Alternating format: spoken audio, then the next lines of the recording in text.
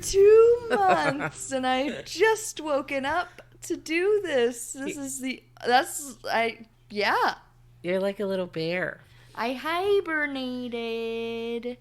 I tend to do that during the holidays. True.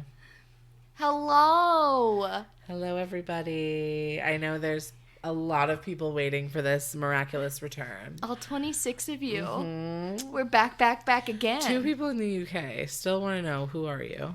Where you at, babes? There's people. We have an international following. There's like one person from like 6 different countries. Like in 6 different countries. You know what I mean? Yeah. I'm pretty proud of that. Okay.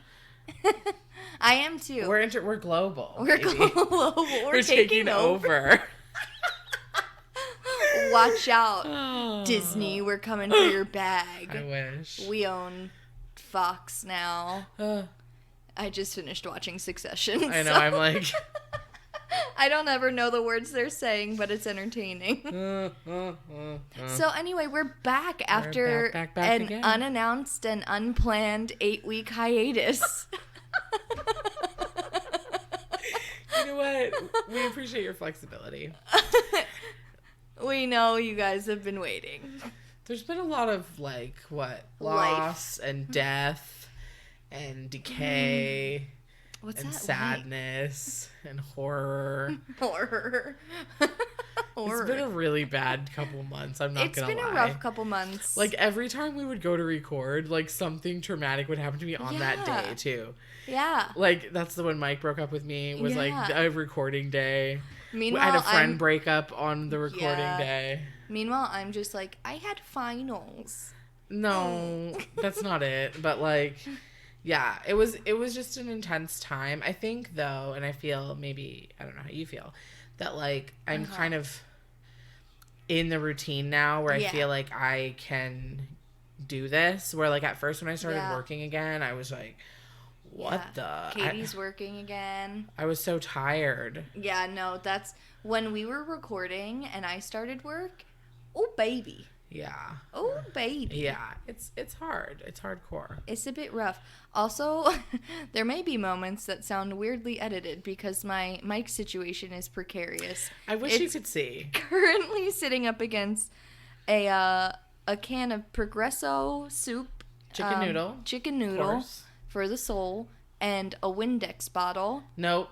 Streak-free glass cleaner. The Up and Up brand. Oh, this is our brand deal.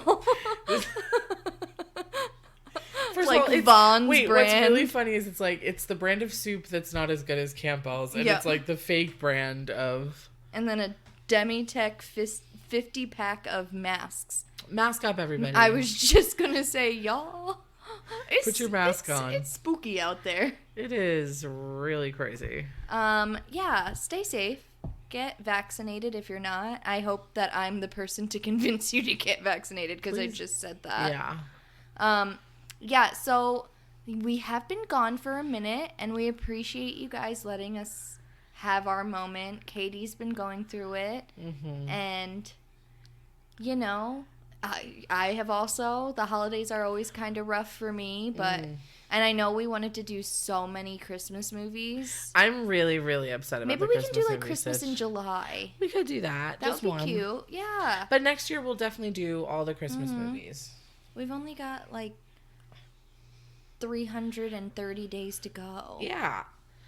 You know? It'll fly. And who knows, maybe by then we'll be able to relate to romance. Oh no, that's not what I was thinking. I was thinking, like, maybe we'll be able to go outside without the threat of impending death.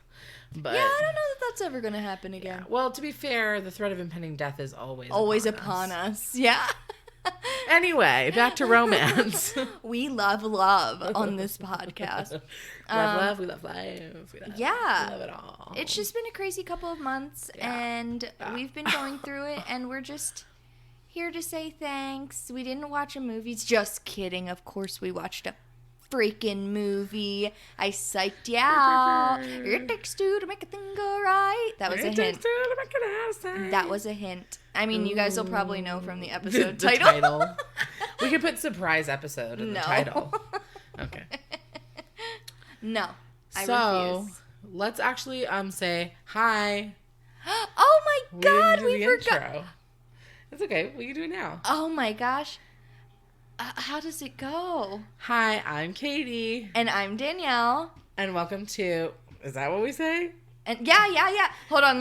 We're going to start over, guys. We have to leave this in. We're going to start over. Hi, I'm Danielle. And I'm Katie. And welcome to Will They, Won't They? A podcast for the hopeless. And the romantic. There it is. Oh, we're back in We it. still got it. We're back in the groove. We still got it. And this week, we watched... What did we watch? The Porpoisal. Ew.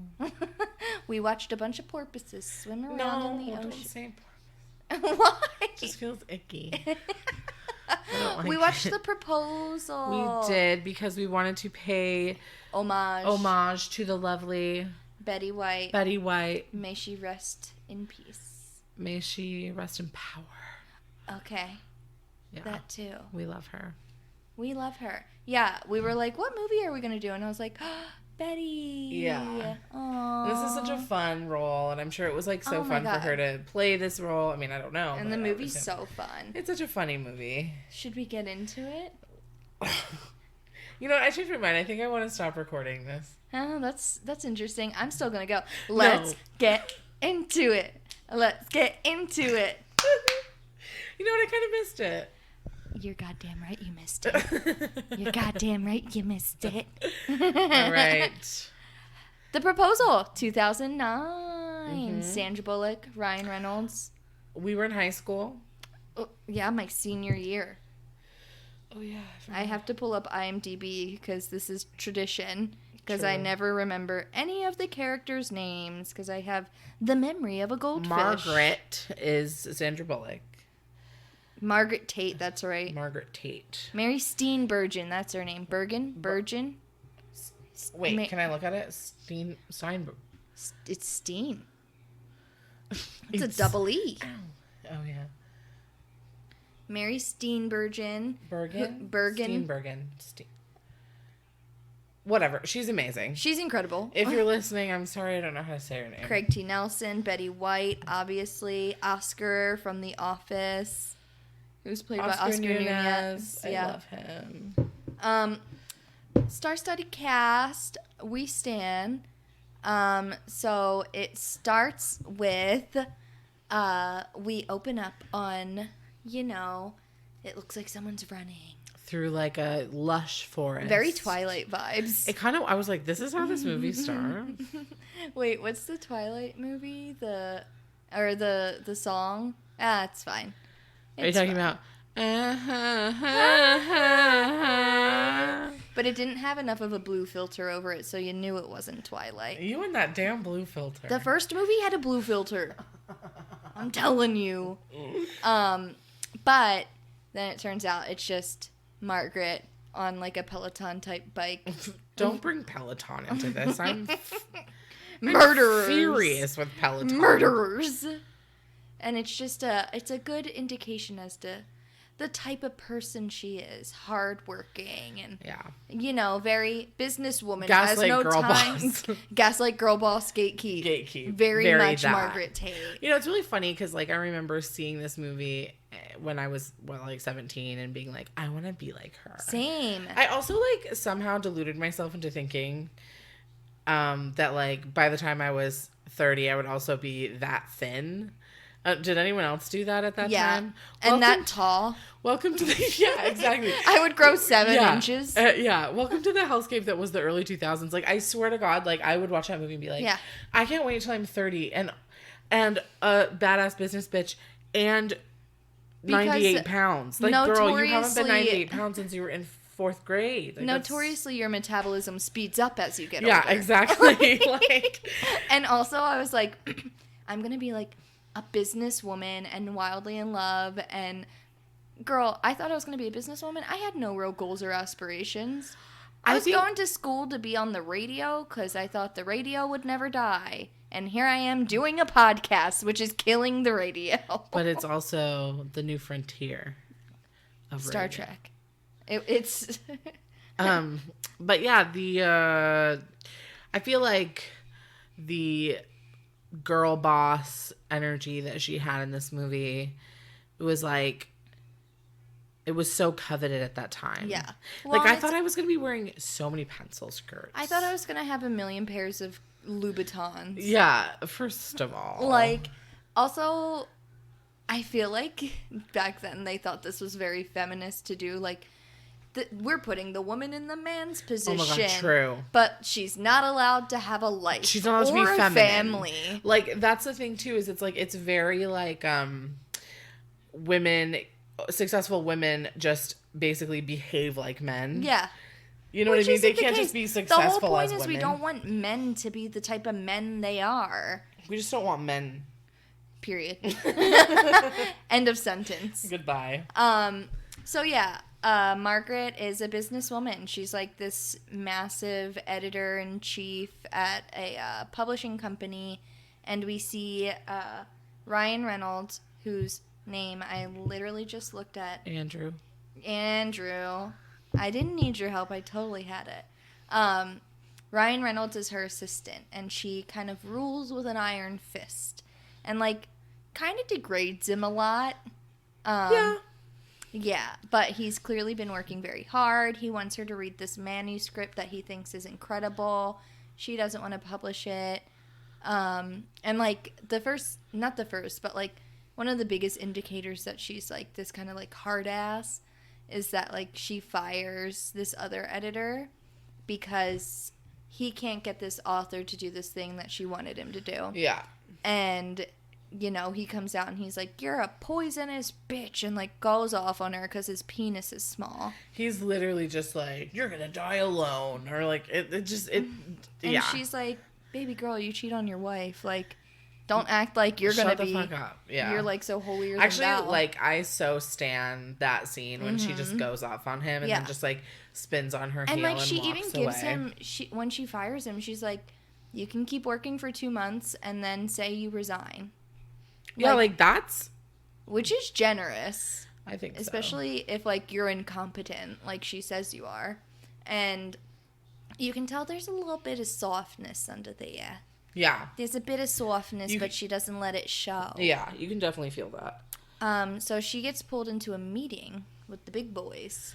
Like, the people who run the company, the editing company. And, like, they're basically telling her that she is going to be deported because she's Canadian.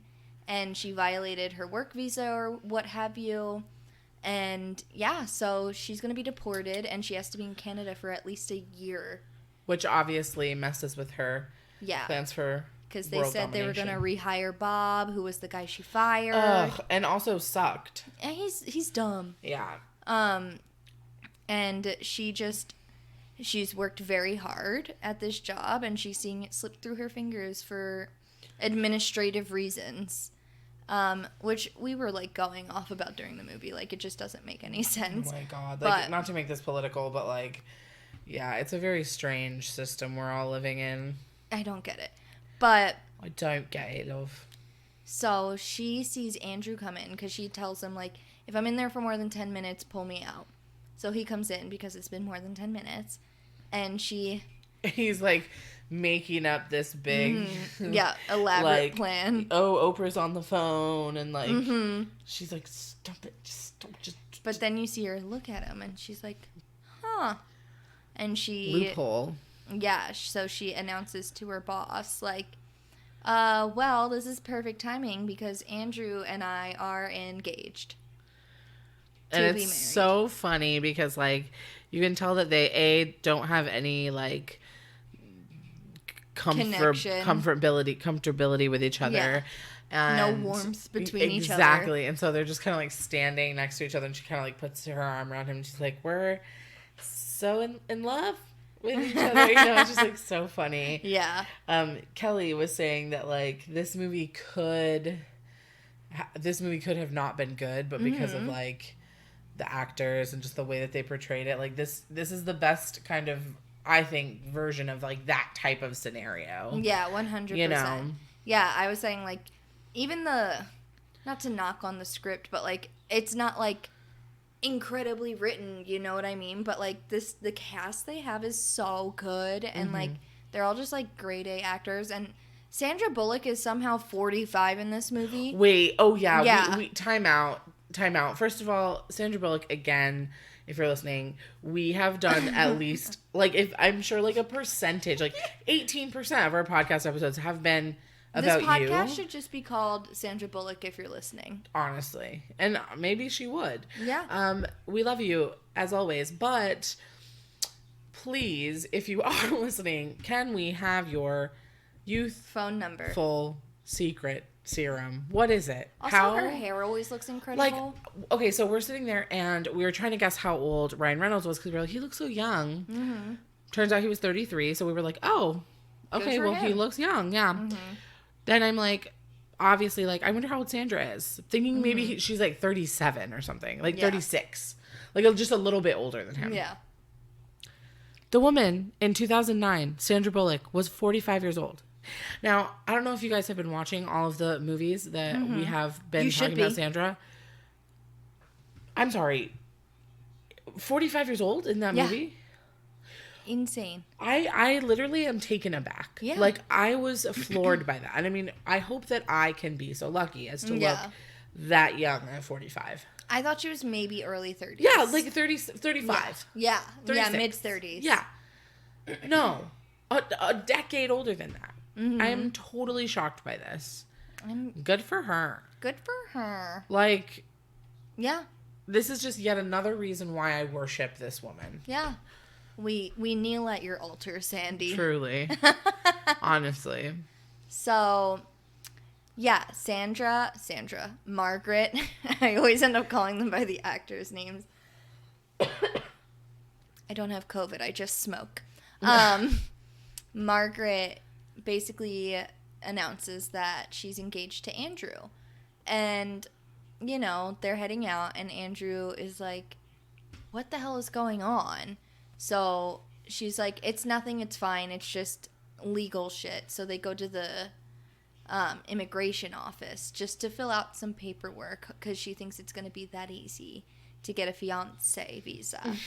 And they have the most tenacious immigration officer. I know it's like played up for movie, but like it's so insane.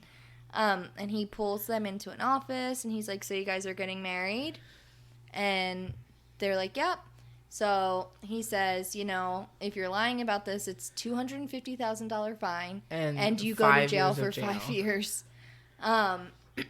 So, you know, that freaks Andrew out a little bit. So as they're leaving... I mean, it ups the stakes, for sure. It's like, you want me to risk jail time? Yeah.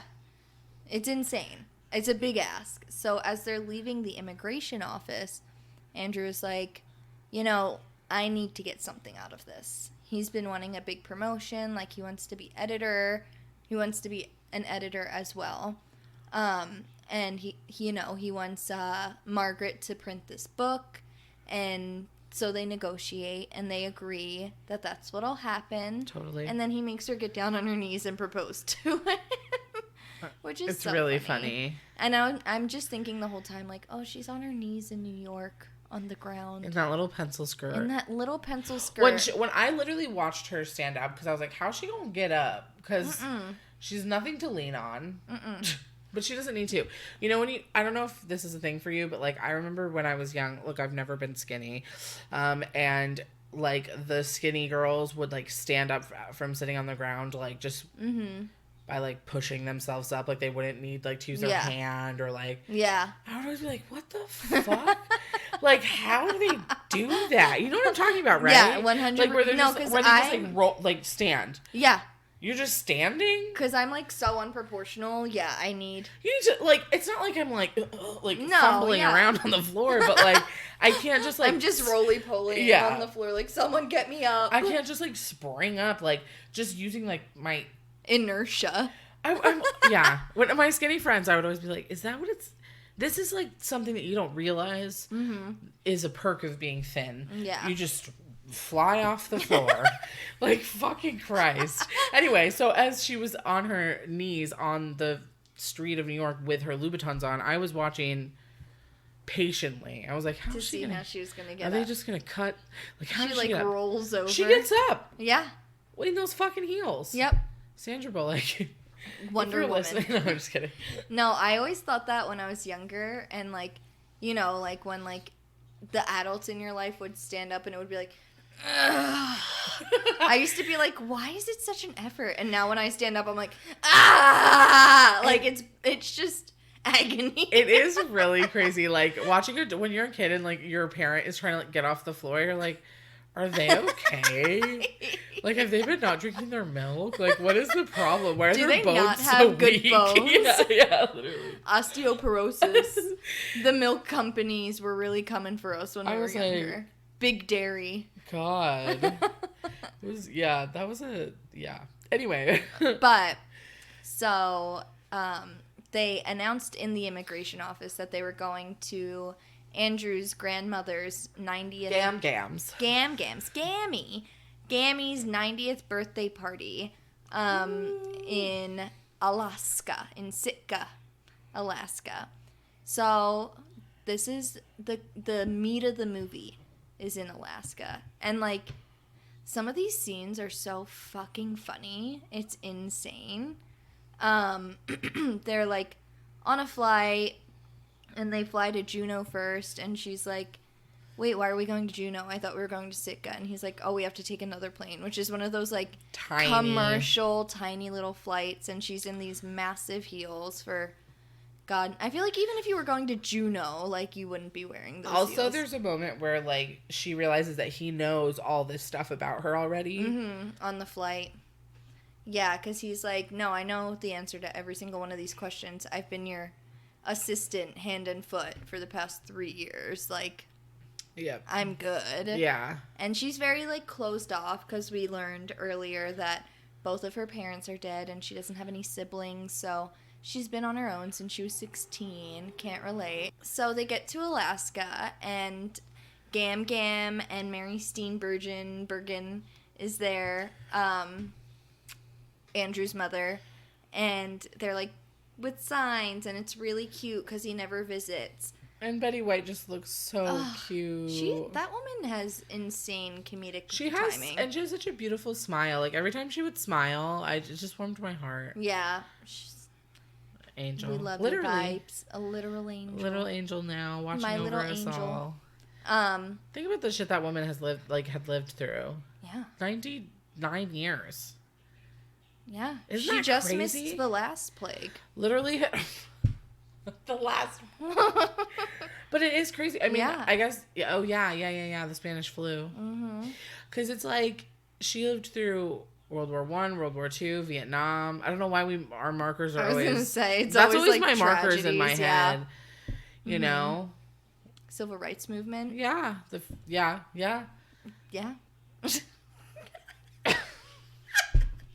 What to say? There's some good things.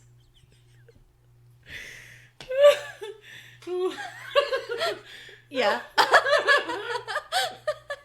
Roe versus Wade.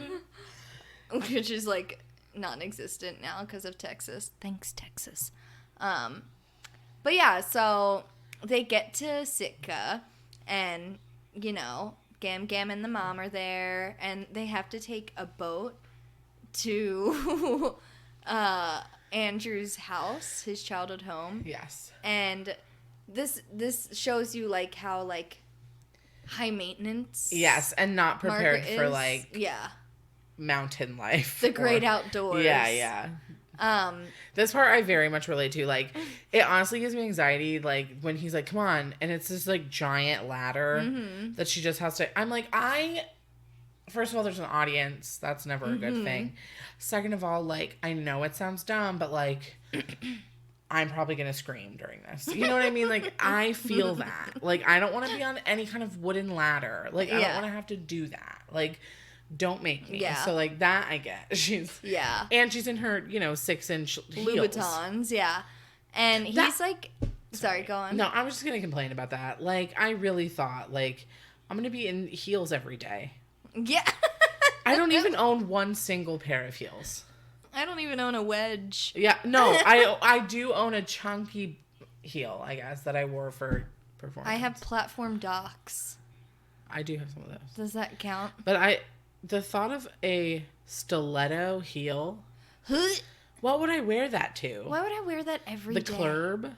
The Clurb? Yeah, Get like, a bunion on my pinky toe? Why would I do that voluntarily? But also, it's like, imagine you were like getting ready for work and you thought like 6-inch heel, absolutely. Like, wear a loafer. You're going to an office all day. Why do you need to be Get a flat. I literally always thought like at least a ballet flat. something.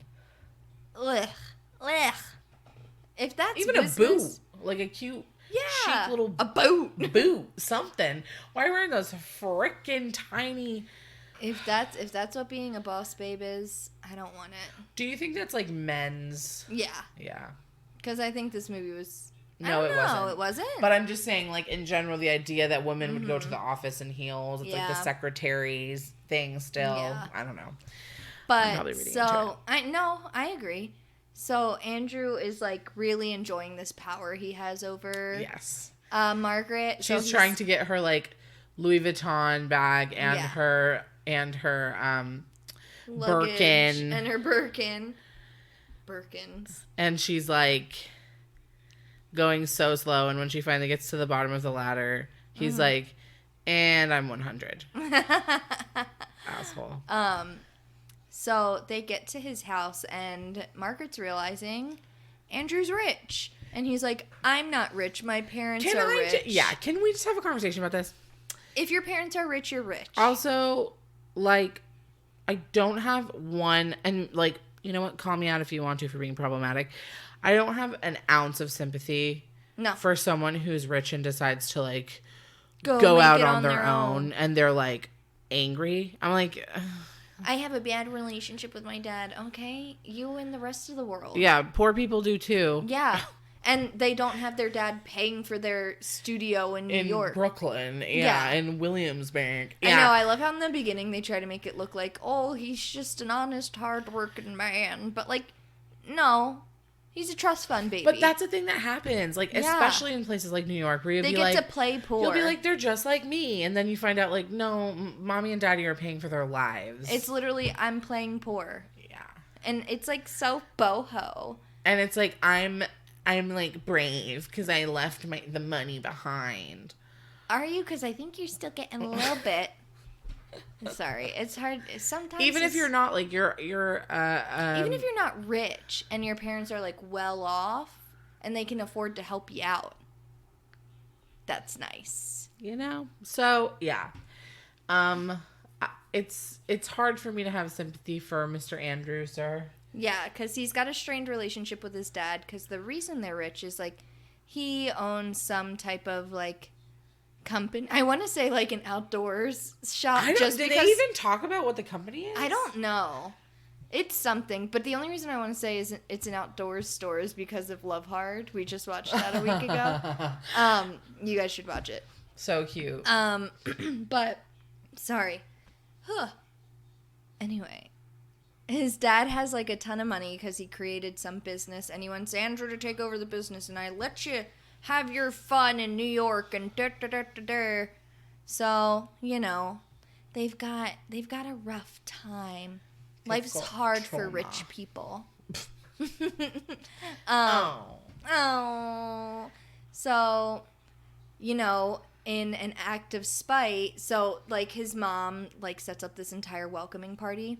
And in an act of spite, Andrew announces to his dad that him and Margaret are engaged. And that's not something they were going to announce this weekend, but they did it. And Andrew's ex is there. And it's all very awkward. And very awkward. Andrew and Margaret are in this little, like, pissing contest to see who can get power. Oh, God. The proposal scene is really, really funny. Like, yeah. So they ask, like, how did he propose? And Margaret's trying to pass it off to Andrew. Andrew tries to pass it off to her. So she's like, fine. Okay. You want to pass it off to me? Mm-hmm. So she makes it, like, very, like, romantic. And like he's crying gushy. Little pellets of tears. As he's holding back soft sobs. Yeah. And he's just like, manly. Humphrey Bogart shit. And there's this one man in the background that goes, yeah, and fist pumps. My favorite part of the movie. Yeah. And so, like, everyone's kind of like, that doesn't sound like Andrew, but okay. It's funny. It's really funny. She's like, he made this little box and he put little pictures of his face all over it, and he cut out little tiny hand cut out hearts. Yeah. And inside that box, and then he was like, was nothing. Underneath all that crap. Yeah. So yeah, they're just going at it. It's a power struggle. So they're at his parents' house for the weekend, and, you know, hilarious hijinks ensue. Like, the next day, so they are sleeping in the same room, and Andrew's sleeping on the floor, Margaret's sleeping on the bed, and the next day, Andrew's mom and his grandmother take Margaret out, and they go to a strip club. Which is Oscar Nunez from The Office. Yeah. It's so funny. Doing, scene. like, this crazy stripper dance. His pubes are all out. Good for him. Let the pubes out. Breathe, baby. They deserve some airtime. They are actually on the credits. Oscar Nunez pubes. Thank you to the hairdresser for the pubes. But yeah, it's very funny, like, just the way that, you know, she clearly doesn't want to be there. Yeah. And she's just going through the motions and trying to have fun, but she's so uncomfortable. And yeah. Betty White's obsessed with him. She loves the strip show.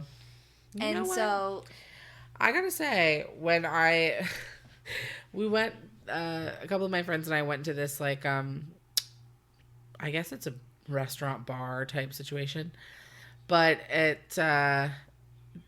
there was, like, a lot of older ladies there that night, and they had, like, a male stripper come. I didn't know this was going to happen. And the older ladies, the Blanche Devereaux, they loved it more than anybody else. And you know why? Because they're sick of looking at their stupid-ass husband for 30, 40 years. Yeah. They just want to see some hot-ass young dude rip off his shirt. Yeah. But it was so funny. Like, I did not expect... I was like, there's grandmas here. Like... What? Why is there? They're like, I left the grandkids at home. Yeah, no, their granddaughters were with them, and they were all like, "Woo!" Like, it was so cute.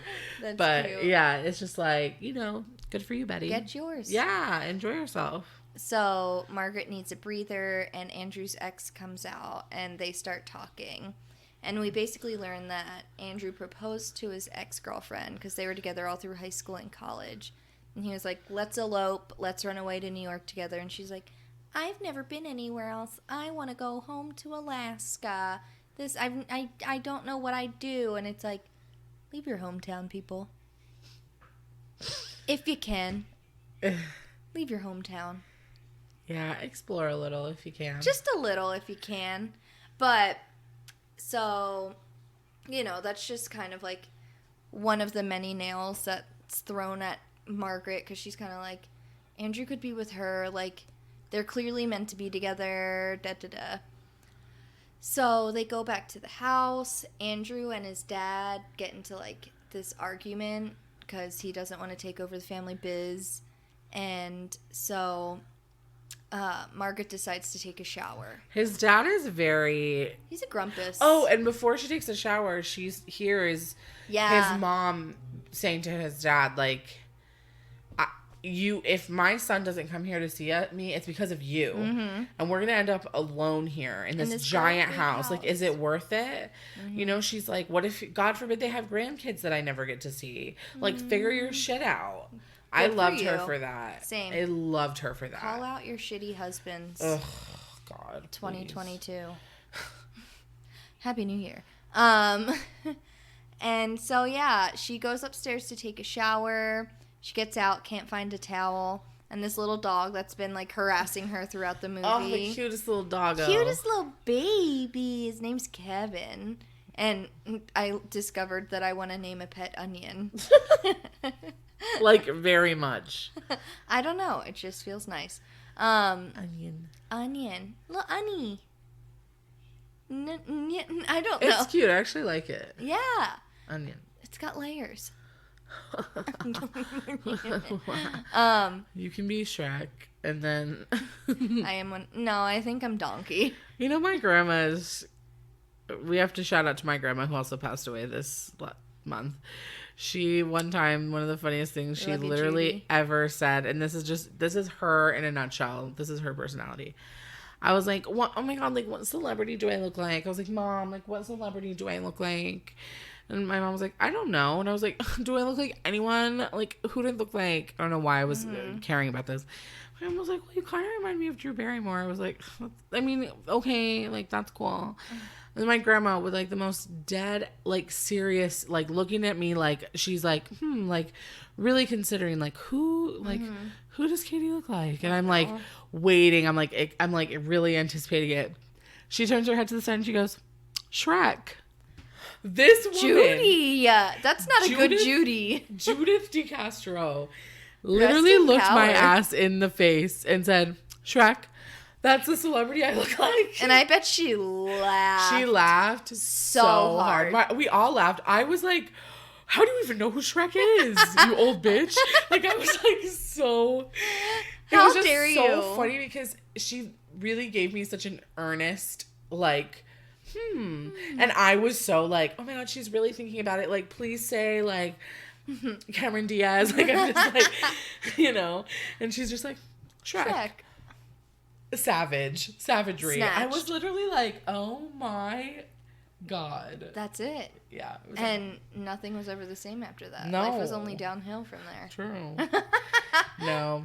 I'm kidding. Thankfully, oh my God, I was telling my cousin, like, at the funeral, like, reminding her of that, and she was like, she couldn't even say Fiona. Like, at least. That made me laugh too. So, yeah, she's in the shower. Margaret's in the shower. Oh yeah, sorry. No, it's okay. Side rail. Sidebar.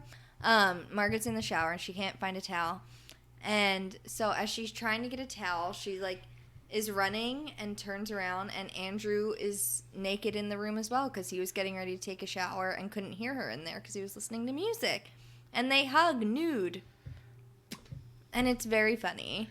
You gotta watch it. Yeah. It's very funny. Also, when he took off his shirt, I was like, oh, okay. Didn't see that coming. Okay. So after that, they get ready to go to bed. And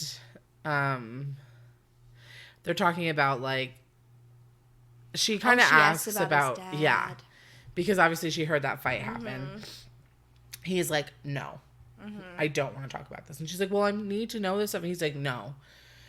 So then she kind of decides in that moment to, like, be vulnerable to him and kind of, like, open up. And I love the way they shot this because it's like they were laying next to each other. Even though he's on the floor and she's in the bed. And, you know, she says, like, that because he had mentioned that he thought she had a tattoo earlier in the movie, and so she tells him that her tattoo is like 2 swallows that she got after her parents passed away.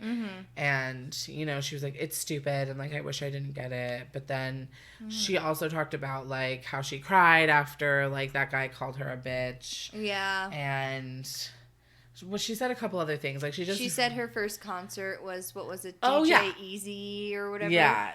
And Andrew was like, who is that again? And she starts singing, It takes two to make a thing go right. He was like, no, I know who it is. I just wanted to hear you sing it. And then they have a little singing moment. Yeah. It's so funny because they're, like, singing the, like, one part of the song, and then he's just like, it takes two to make a thing go right. Yeah. So it's really cute.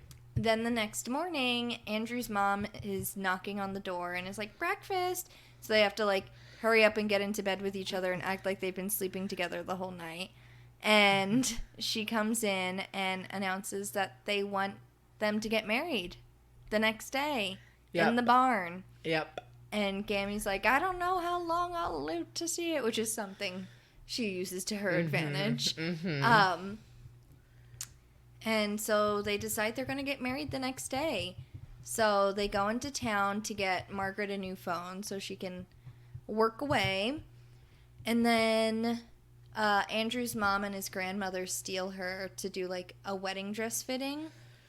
And it's his grandmother's wedding dress. Which is so sweet. It's really sweet. And I think, like, over the course of the weekend, like, Margaret's feeling this, like, familial camaraderie and just like a closeness that she hasn't felt in a long time. Yeah.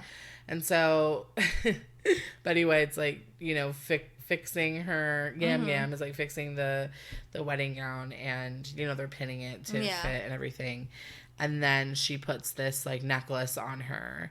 And she's like, this has been in our family for like over 100 years. 150. Yeah. And she's like, no, I couldn't take it. She's like, no, I want you to have it. Like, you take it.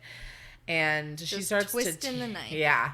And she starts to tear up, which, is like, oh my God, she's tearing up. Because she's so hard, she's like business. Yeah. And so, this is kind of like the first moment where she's just like, I can't do this to this family, to Andrew, to his Gam, to anyone. And so after the fitting, he like comes to pick her up, and they get on the boat, and she just like goes rogue. Yeah, that's a good way to put it. She just flies out of there. Yeah. I would be so scared to like flip one of those little things. Boats are spooky. Like, I like boats, but like I've only really. My dad had a boat. Yeah? And there was one time we all went on it. We went into the harbor. What type of boat was it? It was like a boat. Like a little speedboat? Yeah, like I that? would say speedboat. It was for fishing, but it looked like the boat in the movie. I think those are called speedboats. I guess. Yeah. I don't know anything about boats. Yeah, they're called speedboats. They're just little. Yeah, little guys. It's not like, it wasn't like a canoe. It was actually a yacht. But we had a whole trip where we went on with the family. We went into the bay, and we brought our dog Rusty on, and it was his first time being on the boat, and I guess he panicked and decided to launch himself overboard, but I was the one holding the leash. And I'm just sitting there holding the leash for dear life, and I couldn't figure out what to say except, Rusty, get back on here. And I'm like, what's he gonna do? He's got no thumbs. And my mom was like, I can't believe you didn't let go. It would have been right through my hands. I would have not held on to that. So we had to like turn off the entire boat, and Rusty's just like dangling by his neck over the side of the boat. The poor thing. Oh my God. He survived and went on to live another like 10 years after that. That's so funny. That probably took a couple months off his life, though. No.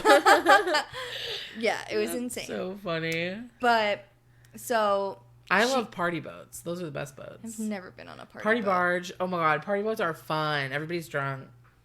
That sounds safe. It's really fun. Drunk at sea. I was only on as a child with a bunch of drunk adults, but it was a party. Booze cruise. So she's speeding in the boat, and she's speeding in the boat, and she's clearly spiraling and just being like, we can't do this. It's going to kill your grandmother. She's having an avoidant moment. When she was doing that, I was like, your avoidant attachment style is showing. Mm-hmm. And so she lets go of the wheel randomly. And he's like, no, Margaret. So he like spins it, and like. They're talking. Yeah. Mm-hmm. And like, she's just like, we can't do this. And he's like, wait, stop. It's going to be fine. Like, and then, yeah, he like does a turn, and she like flies off the back. And he's like, keeps talking. And then he's like, thank God you finally like stopped. And then he like turns, and she's obviously in the water. And early in the movie, we found out she can't swim. Yeah. So she's just like flailing in the water, just like, Andrew! It's really sad. But she goes over to the little buoy and waits for him to come pick her up. And he pulls her up one-armed out of the water. So that did something to me. The both of us were on the couch, mouth agape. I was like, did you just... And I realized she saw it. I was like, did you just see like, that? He literally was like just one arm. He saw bicep and everything.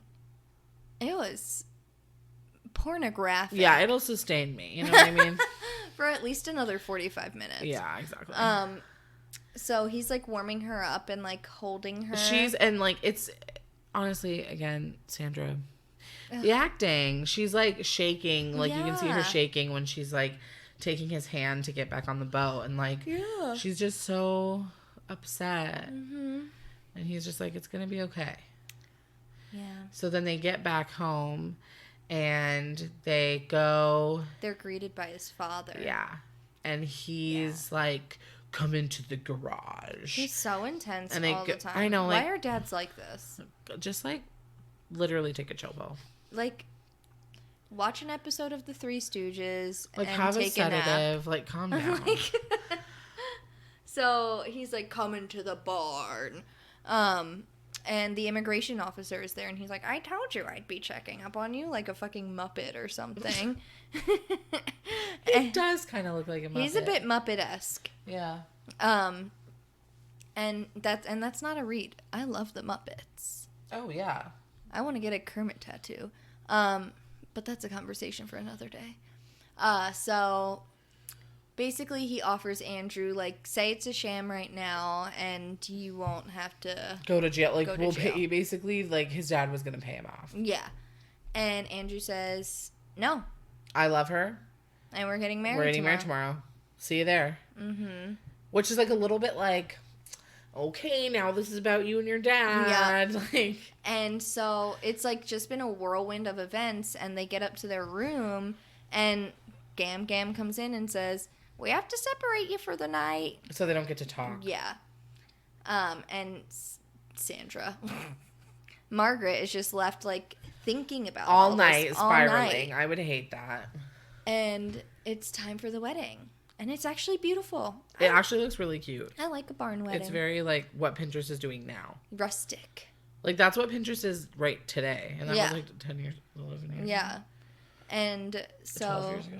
she comes down the aisle looking beautiful in this dress. Very classic. Mm-hmm. And she gets to the altar, and Oscar is also the officiant. Yeah, he's, like, everywhere in the town. Officiant. Yeah. And so Margaret basically realizes at the altar, like, she can't do it. She can't lie to them because they're such a beautiful family. And she says that.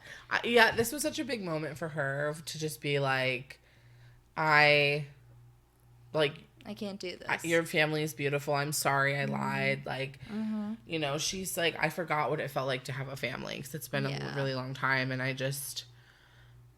can't do this to you guys. Yeah. Ugh, it's so sweet. So sad. And so sad. And as she's leaving, Andrew's like, Margaret, wait, like, trying to stop her. Because he clearly has something to say. Something to say. I can't imagine what it might be. So she leaves with the immigration officer, and she leaves him a note that's with the manuscript of the novel he wanted her to publish. She's like, you're right, you have a really good eye. I guess I just didn't ever want to read this book because I knew then I would lose you. And it's just a really sweet sentiment. And, like, Andrew starts ranting to his ex about how crazy she makes him. And he's kind of realizing in that moment that he loves her. And so as they're arguing about this, like, Andrew's about to leave and try and chase down the plane. And his dad is like, what are you doing? You're acting crazy. And they're just arguing back and forth. And Gam Gam is, quote unquote, having a heart attack. She's like, I'm having a heart attack. Well, she's trying to get them to stop. Yeah. And she realizes there's only one thing that's going to get these fools to stop. Death. My own death. My own death. So, but it's actually really scary. Yeah. When you first watch the movie, you're like, yeah, I was like, are they really going to have a death in this rom-com? Shit, that's too much. I love Gam Gam. I love Betty. I know. So they're getting her into a plane to take her to the hospital.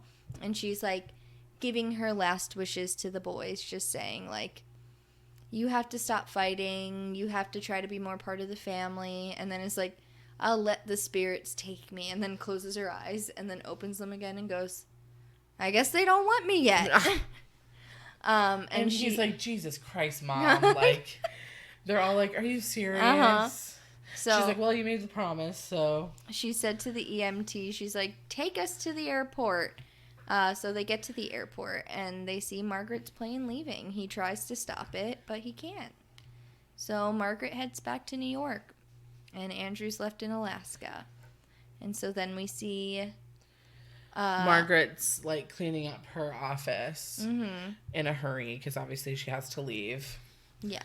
And she goes to ask, like, one of her employees something, and all of a sudden...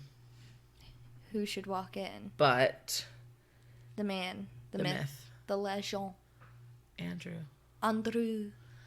He comes strutting in, panting. She's like, why are you panting? He's like, I've been running. And she went, from Alaska? So basically what he does is in front of the whole office is like explain how incredibly frustrated she makes him and like how crazy she makes him and how he says, Margaret, will you marry me so I can date you? Which I think is like such a funny line for this movie. So and it's cute. so sweet. And she's just basically saying like, it's not easy work. Like, wait, I love when she's like, yeah, because for a second you're like, oh, because she's like, she's gonna say no. She's like, she was like, you don't want to date me. No, this isn't right. And but he persists. Get you a man who will try. LOL, good luck. Like, and he's just like, Margaret. Yeah. And then she's just like starts crying and she's like, I'm scared. And he says, and then too. He throws his coat on the floor and he's like, so am I. And then he kisses her. And it's a hot kiss. It's a hot kiss. I was like, whoa. And that's the bare minimum a man could do. Any person could do in a relationship. What? It's just like be vulnerable. Oh. And but it's also like, you don't always get that in a romantic comedy. No. You don't always get the depth. I mean, I love them all, but like there's that moment where you see her really like showing who she is and like how afraid she is to love somebody. I think this has been coming up a lot in my own life. Same. Or like some version of this, and I think it was like a Bell Hooks quote, but it was like to love is to know that you will grieve. Like to let yourself love is to let yourself, it's to acknowledge that grief is inevitable. And like maybe that was obvious, but like it just became a lot more obvious to me in the last 6 months. And like that's what's scary. Like the possibility of losing the other person. And like for Sandra in this movie, for Margaret, like she knows the true like heaviness of loss like that. And so I think that moment is really special. Can't relate.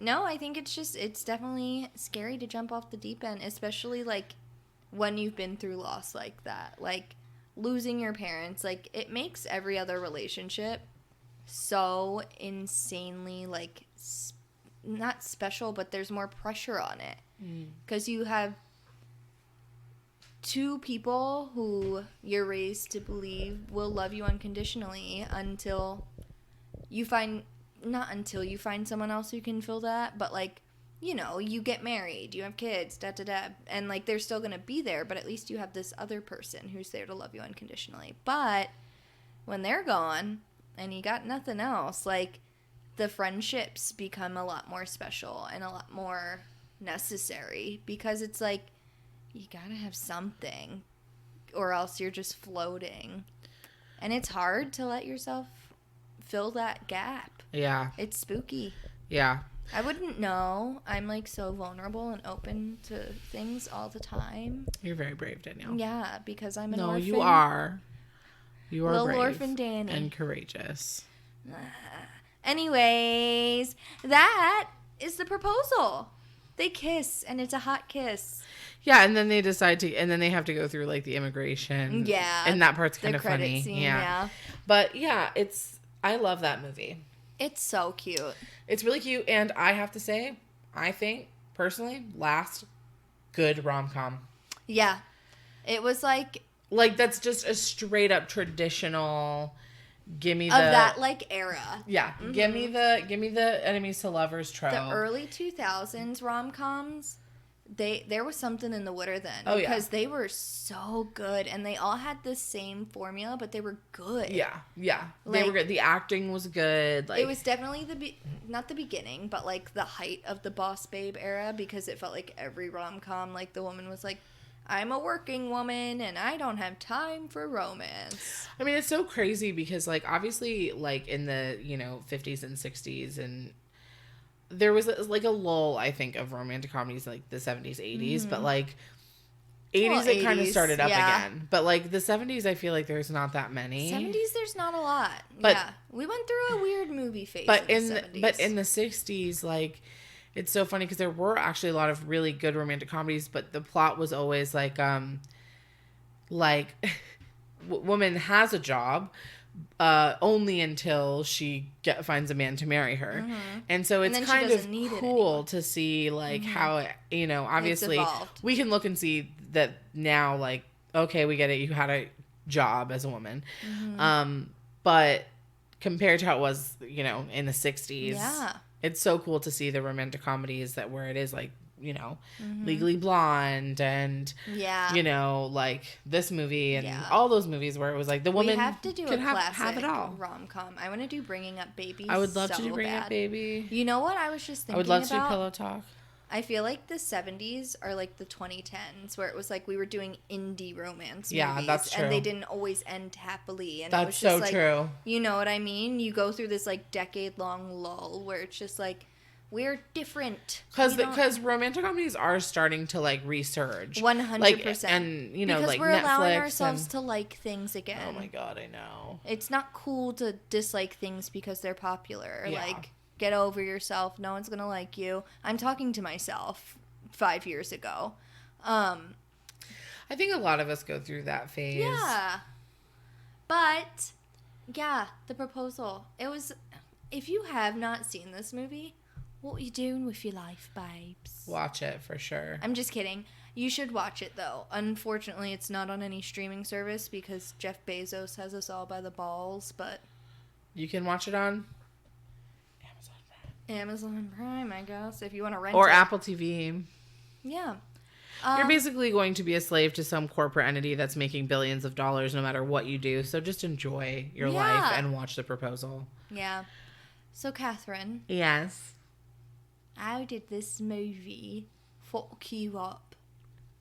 When I say to be continued. Oh, no, you didn't. The way I said it. I mean to be continued. Oh, no. Okay. Deep breath. I think this movie fucked me up because I think I really liked how the thing about love and romance that's so appealing, I think, is like the idea that someone can bring out like a new side of you or can kind of mirror you and help you work through things. And I think that in this movie, like seeing Margaret go from like this cold kind of person to realizing that the reason that she was like that was because she hadn't been embraced in so long, like by a family or by people who really cared. And it just like reminds you of like the power of like just kindness and openness and being like willing to like let people in. So I think that's how this movie fucked me up. Also his arm, Ryan's arm. His one bicep pulling her out of the litter. I was like, but yeah, so that's it for me. So Miss Danielle. Yes. Miss Danny, how did this movie fuck you? Oh. Well, I'm realizing it is the first time I've watched it since my parents have passed. So it kind of fucked me up in that way. You relate to it a little differently because it's like, I get where she's coming from. And I definitely see myself doing that sometimes, like where it's easy to close off because it's like, well, I'm alone now. Guess that's it. Yeah.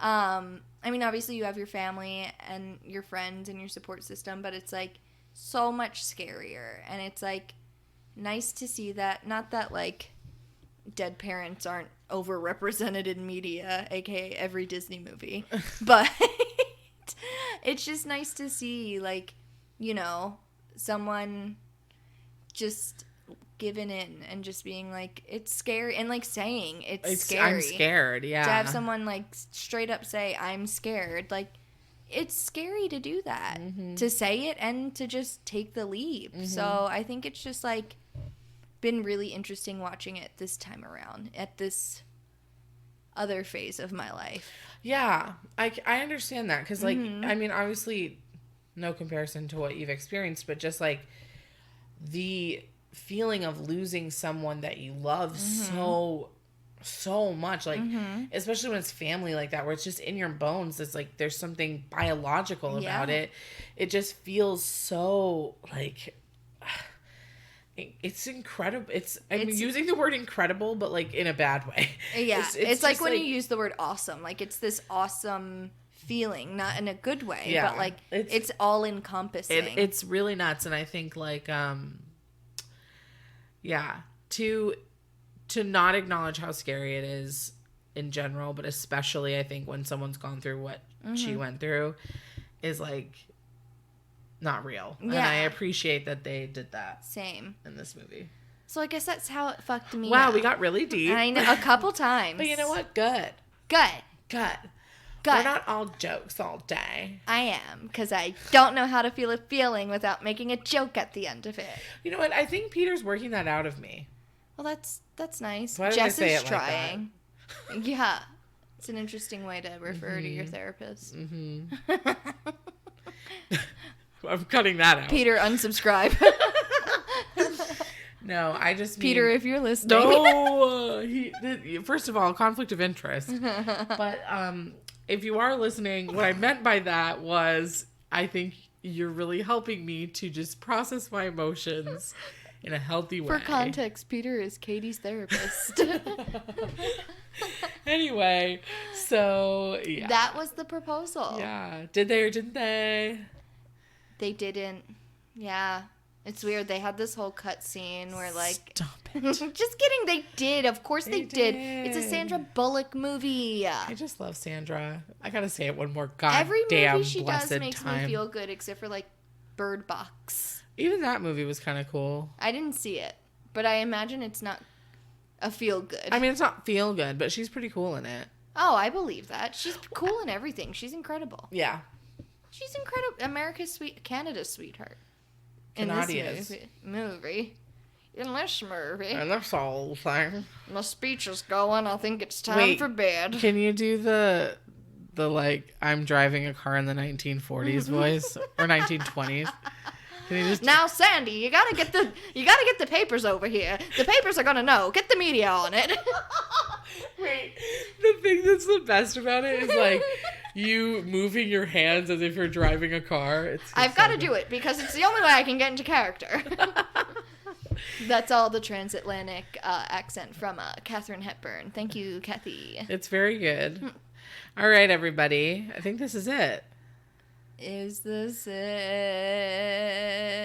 Yeah, it is. We have done it. Thank you guys so much for listening, for waiting patiently. We've gotten messages from a few of you. Lisa, I know you've been wanting a shout out. This is Lisa, for you. We love you, Lisa. You're so cute. Honestly, the people who had us on their Spotify Wrapped. If you could know how, like, it penetrates deeply into my heart. And like I said, I've been having a rough few months. And like when you guys posted the Spotify Wrap stuff, I was just like, they still love us.